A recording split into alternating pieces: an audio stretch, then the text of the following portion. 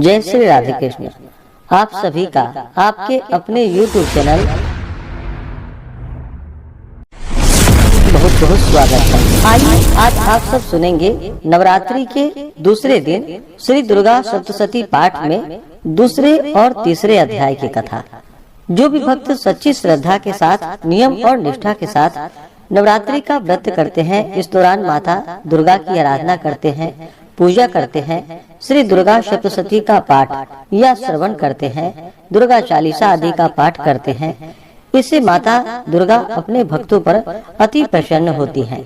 तो आइए सुनते हैं श्री दुर्गा सप्तशती दूसरे और तीसरे अध्याय की कथा।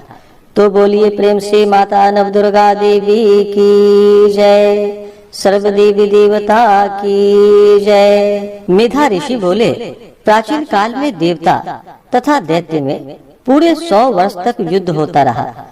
उस समय दैत्यों का स्वामी महिषासुर था एवं देवताओं के स्वामी इंद्र थे। उस संग्राम में देवताओं की सेना महाबली दैत्यों से हार गई। तब सभी देवताओं को जीतकर महिषासुर इंद्र बन बैठा। हार खाकर सभी देवता ब्रह्मा जी को अग्रणी बनाकर वहां गए जहां विष्णु तथा शंकर जी विराजमान थे। वहां पर देवताओं ने महिषासुर के सभी उपद्रव एवं अपनी पराभव आदि का पूरा वृतांत कह सुनाया। उन्होंने कहा कि महिषासुर ने तो सूर्य, अग्नि, पवन, चंद्रमा, यम तथा वरुण इस प्रकार अन्य सभी देवताओं के अधिकार छीन लिए। स्वयं ही सबका अधिष्ठाता बन बैठा है। उसने सभी देवताओं को स्वर्ग से निकाल दिया। महिषासुर महादुरात्मा है। देवता पृथ्वी पर मृतकों की भांति विचर रहे हैं। हे प्रभु, अब हम लोग आपकी शरण में आए हैं। उसके वध का कोई उपाय विचार कीजिए। इस प्रकार मधुसूदन तथा महादेव जी ने देवताओं के वचन सुने। क्रोध से उनकी भौहें तन गई। तब भगवान विष्णु के मुख से एक महान तेज प्रकट हुआ। इसी प्रकार ब्रह्मा तथा शंकर के मुख से भी तेज प्रकट हुआ। दूसरे इंद्र आदि देवताओं के शरीर से महान तेज प्रकट हो आया। सभी तेज मिलकर एक हो गए। वह तेज पुंज इतना उग्र था जैसे कि जलता हुआ पर्वत हो। देवताओं ने देखा कि उसकी ज्वालाएं सभी दिशाओं में फैल रही है। जब वह एक हुआ तो नारी के रूप में आ गया। उसके प्रकाश से तीनों लोक भर आया। महादेव जी के तेज से उसका मुख प्रकट हुआ। यम के तेज से उनके केश हुए। विष्णु के तेज से उस देवी की भुजाएं प्रकट हुई।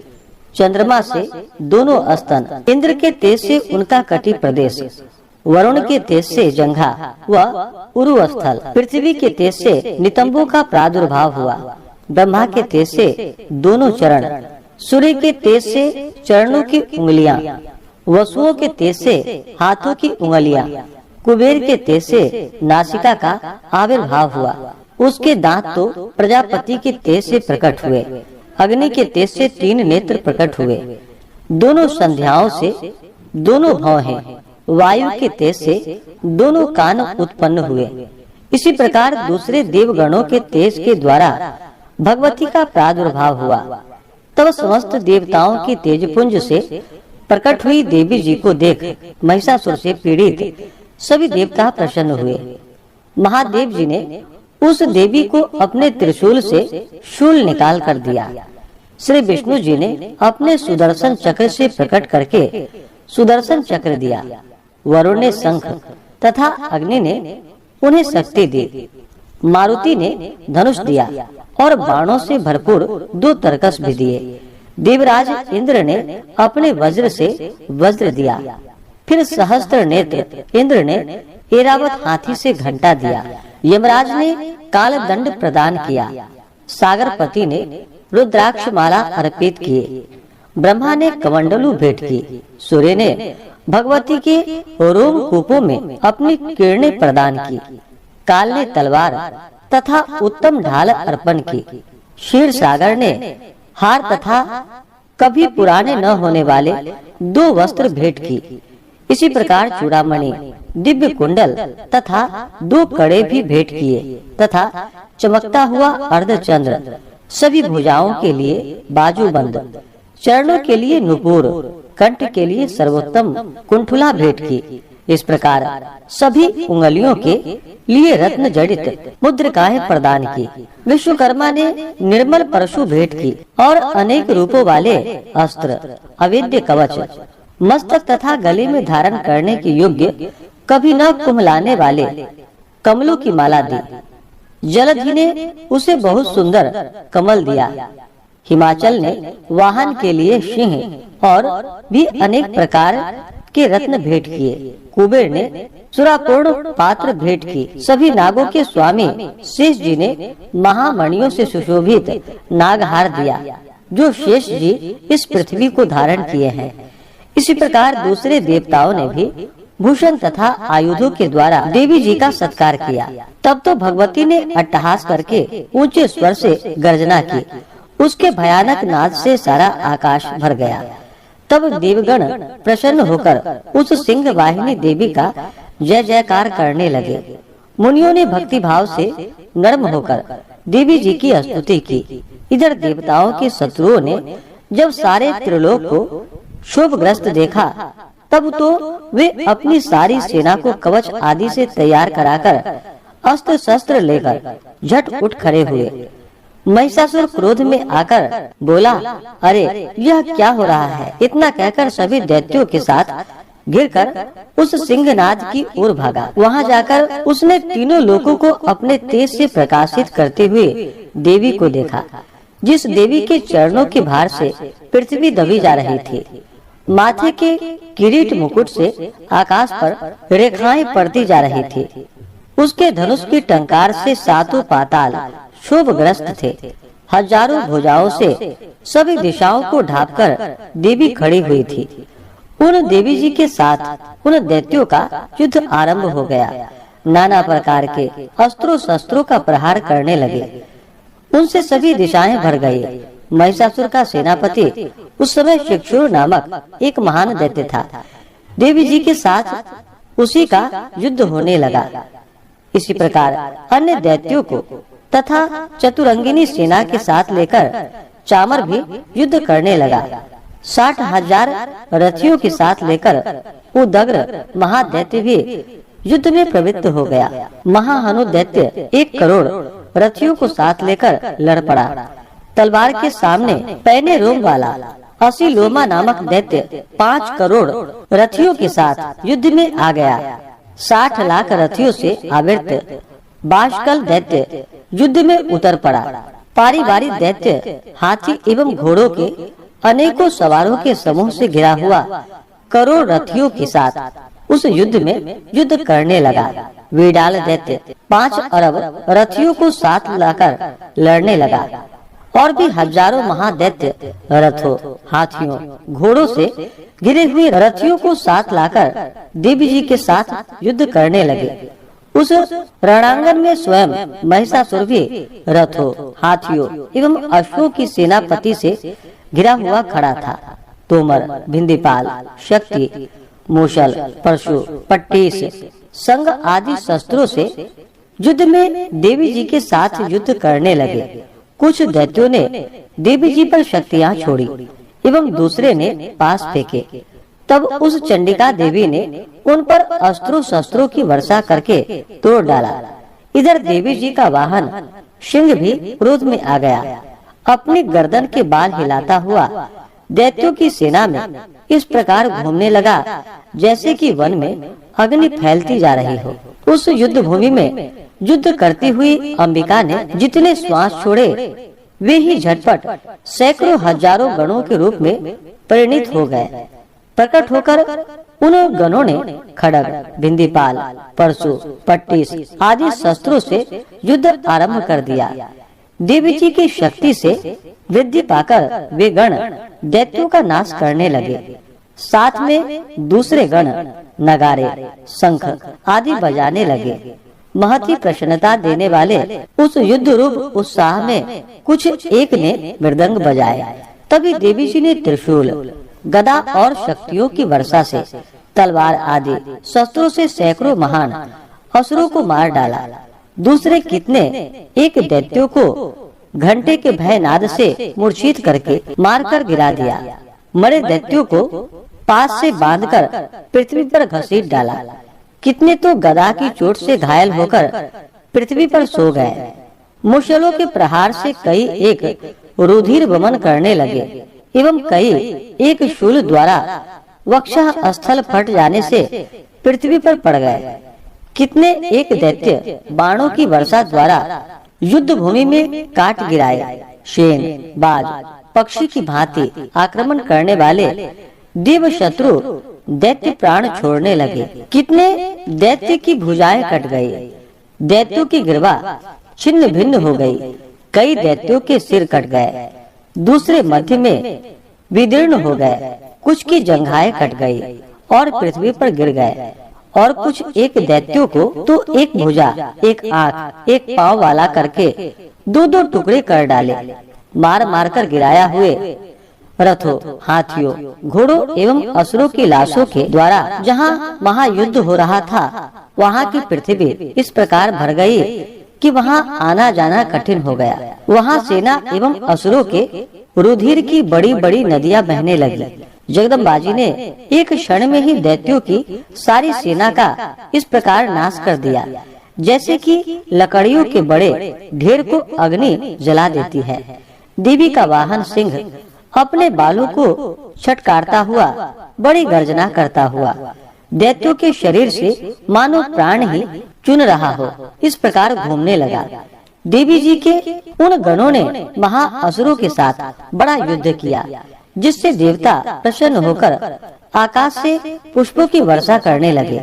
इस प्रकार से श्री दुर्गा सप्तशती में दूसरे अध्याय की कथा पूर्ण हुई। तो बोलिए प्रेम से माता दुर्गा की जय। अब सुनते हैं तीसरे अध्याय की कथा। ऋषि बोले, महाअसुर चक्षुर सेनापति ने जब यह देखा कि यह सेना तो इस प्रकार मारी जा रही है, तब उसे बड़ा क्रोध उत्पन्न हो गया। स्वयं ही अंबिका के साथ युद्ध करने चल पड़ा। युद्ध में जाकर उसने देवी जी पर बाणों की इस प्रकार वर्षा की, जैसे मेघ सुमेरु पर्वत की चोटी पर जलधारा वर्षा कर रहा हो। तब देवी ने उसके बाण समूह को खेल खेल में ही काट दिया। फिर बाणों द्वारा उसके सारथी और घोड़ों को मार डाला। फिर झटपट उसका धनुष और ऊंची लहराती ध्वजा काट कर गिरा दी। जब उसका धनुष कट चुका, तब अपने बाणों से उसके अंग बींध डाले, जिससे सारथी एवं घोड़े मर चुके थे और धनुष भी कट चुका था। तब वह बिना रथ के पैदल ही तलवार ढाल लेकर देवी की ओर दौड़ा। तेज तलवार से सिंह पर प्रहार कर दिया। फिर देवी जी की वाम भुजा पर बड़े जोर से प्रहार किया। हे राजन, जो ही उसकी तलवार देवी की भुजा पर पहुंची, त्यों ही टूट गई। फिर तो असुरों ने क्रोध से आंखें लाल करके शूल पकड़ लिया। भद्रकाली जी पर उस दैत्यों ने वह शूल डाल दिया। वह शूल इस प्रकार चमका जैसे कि आकाश से सूर्य मंडल गिर रहा हो। देवी जी ने अपनी ओर आते हुए शूल को देखकर उस पर अपना शूल चला दिया, जिससे उस शूल के सैकड़ों टुकड़े हो गए। साथ में उससे चक्षुर महादैत्य के प्राण भी निकल गए। जब महिषासुर का बलवान सेनापति मर गया, तब देव शत्रु चामर हाथी पर सवार होकर आ पहुंचा। आते ही उसने अंबिका देवी पर शक्ति का प्रहार कर दिया। श्री देवी जी ने हुंकार द्वारा ही मारकर तेजहीन कर उसे नीचे गिरा दिया। अपने शक्ति को गिरा हुआ देखकर चामर को बड़ा क्रोध आ गया। उसने शूल का प्रहार कर दिया। शूल को भी देवी जी ने बाणों द्वारा टुकड़े टुकड़े कर डाले। तब सिंह भी उछलकर हाथी के मस्तक पर चढ़ बैठा। तब फिर दैत्यों के साथ भुजा युद्ध करने लगा। वे दोनों परस्पर लड़ते लड़ते उस हाथी से नीचे पृथ्वी पर आ गए। भयंकर प्रहारों से परस्पर युद्ध करने लगे। तब बड़े वेग से सिंह ऊपर को उछला। ऊपर आकाश से नीचे की ओर गिरते गिरते पंजों के प्रहार से दैत्य चामर का सिर धड़ से पृथक कर डाला। देवी जी ने शिला एवं वृक्ष आदि से युद्ध में उदग्र को मार डाला। फिर कराल को भी दांतों, मुक्कों एवं थप्पड़ों के प्रहार से मार गिराया। क्रोध परिपूर्ण देवी ने गदा की चोटों से उद्धत को चूर चूर कर दिया। भिंदीपाल शस्त्र द्वारा, बाष्कल बाणों द्वारा अंधक एवं ताम्र को यमधाम शीघ्र भेज दिया। 3 नेत्र धारिणी परमेश्वरी ने उग्राश्य, उग्रवीर्य, महाहनु नाम के दैत्यों को त्रिशूल द्वारा मार दिया। तलवार से बिडाल का सिर धड़ से अलग कर दिया। दुर्धर, दुर्मुख इन दोनों को बाणों द्वारा यमपुरी पहुंचा दिया। इस प्रकार अपनी सेना का नाश होता देखकर भैंस का रूप बनाकर महिषासुर देवी के गणों को डराने लगा। कुछ एक गणों पर अपने थुथनों से प्रहार कर दिया, दूसरों पर खोड़ों से प्रहार करने लगा। किन्हीं को पूंछ से तोड़ा तो दूसरों को सिंगों से फाड़ा। कुछ एक को वेग द्वारा, दूसरों को सिंहनाद द्वारा घूमने से, अन्यों को श्वास वायु द्वारा पृथ्वी पर गिराया। इस प्रकार देवी सेना को गिराकर वह महिष सिंह की ओर झपटा। जो ही सिंह को मारने लगा त्यों ही जगदम्बा को बड़ा क्रोध उत्पन्न हुआ। इधर महापराक्रमी महिष भी क्रोध से पृथ्वी तल को अपने खुरों से खोदने लगा। फिर अपने सिंघों से ऊंचे ऊंचे पहाड़ उठाकर फेंकने लगा। साथ में गर्जने लगा। वेग के साथ घूमने पर पृथ्वी शुद्ध होकर फटने लगी। उससे पूंछ से समुद्र पर प्रहार किया, जिससे शुद्ध होकर समुद्र और पृथ्वी को चारों ओर से डुबाने लगा। चलायमान होते हुए सिंह के द्वारा छिन्न भिन्न हुए बादल टुकड़े टुकड़े हो गए। उसके श्वासों की कठोर वायु से उड़ते सैकड़ों पर्वत आकाश से गिरने लगे। इस प्रकार क्रोधपूर्ण उस महादैत्य को अपनी ओर आता देखकर चंडिका उसे मारने के लिए क्रोध में आ गई।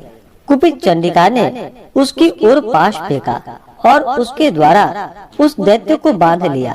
तब तो उस महायुद्ध में बंधे हुए उस दैत्य ने अपना महिष भैंस के रूप को त्याग दिया, झटपट सिंह के रूप में आ गया। जो ही चंडिका उसका सिर काटने लगी, तब तो वह तलवार हाथ में लिए पुरुष दिखाई देने लगा। तब शीघ्रता से तलवार ढाल वाले उस पुरुष को अपने बाणों से देवी ने बींध डाला। तब वह एक बड़ा हाथी हो गया। अपने सूंड से उस महान सिंह को खींचा, फिर गरजने लगा। उसके खींचते समय अपने खड़ग के द्वारा देवी ने उसकी सूंड को काट दिया। फिर वह महादैत्य भैंस के रूप में आ गया। इस प्रकार चराचर त्रिलोकों को सताने लगा। उस समय जगन माया चंडिका क्रोध में आकर फिर उत्तम मधुपान करने लगी और लाल लाल नेत्र करके हंसने लगी। वह दैत्य भी बल पराक्रम के मद में उन्मत्त होकर गर्जने लगा। अपने सिंगों से पहाड़ उठाकर देवी की ओर फेंकने लगा। देवी जी ने भी अपने बाणों के समूह से उसके फेंके हुए पर्वतों को चूर्ण चूर्ण कर दिया। तब सुरापान के मद के कारण लाल लाल मुख वाली चंडिका जी ने कुछ अस्त व्यस्त शब्दों में कहा। देवी जी बोली, रे मूढ़, जब तक कि मैं मधुपान न कर लूं, तब तक तू क्षण भर के लिए गरज ले। मेरे द्वारा संग्राम भूमि में तेरा वध हो जाने पर तो शीघ्र ही देवता भी गरजने लगेंगे। ऋषि बोले, इस प्रकार कहकर देवी जी उछलकर उस महादैत्य पर चढ़ गई। पांव से दबाकर दैत्य के कंठ पर त्रिशूल से आघात किया। देवी के पांव से दबे हुए उस दैत्य ने अपने मुख से बाहर निकलने का प्रयत्न दूसरे रूप से किया। अभी आधा निकला ही था कि देवी जी ने अपने पराक्रम द्वारा वही रोक लिया। आधा निकलकर भी उस दैत्य ने युद्ध करना आरंभ कर दिया। तब देवी जी ने अपनी तीखी तलवार से उसका सिर काटकर नीचे गिरा दिया। दैत्य सेना हाहाकार करने लगी। तब उस सारी सेना का भी देवी जी ने नाश कर दिया। सभी देवता अत्यंत प्रसन्न हुए। दिव्य महर्षियों के साथ देवता लोग ने उन देवी की स्तुतियां की। गंधर्व जन गान करने लगे और अप्सराएं नाचने लगी। इस प्रकार से दुर्गा सप्तशती पाठ में तीसरे अध्याय की कथा पूर्ण हुई। तो बोलिए प्रेम से माता दुर्गा की जय, नव दुर्गा देवी की जय, सर्व देवी देवता की जय। तो आशा करता हूँ कि यह जानकारी आपको अच्छा लगा हो। इसी प्रकार से ज्ञानवर्धक जानकारियाँ प्राप्त करते रहने के लिए, व्रत पूजा के बारे में जानने के लिए, कथा को सुनने के लिए चैनल पे अगर आप पहली बार आए हैं तो चैनल को लाल बटन दबा करके सब्सक्राइब करें, साथ में बेल आइकन घंटी को दबाएं ताकि आने वाली वीडियो का नोटिफिकेशन आपको समय से मिलता रहे।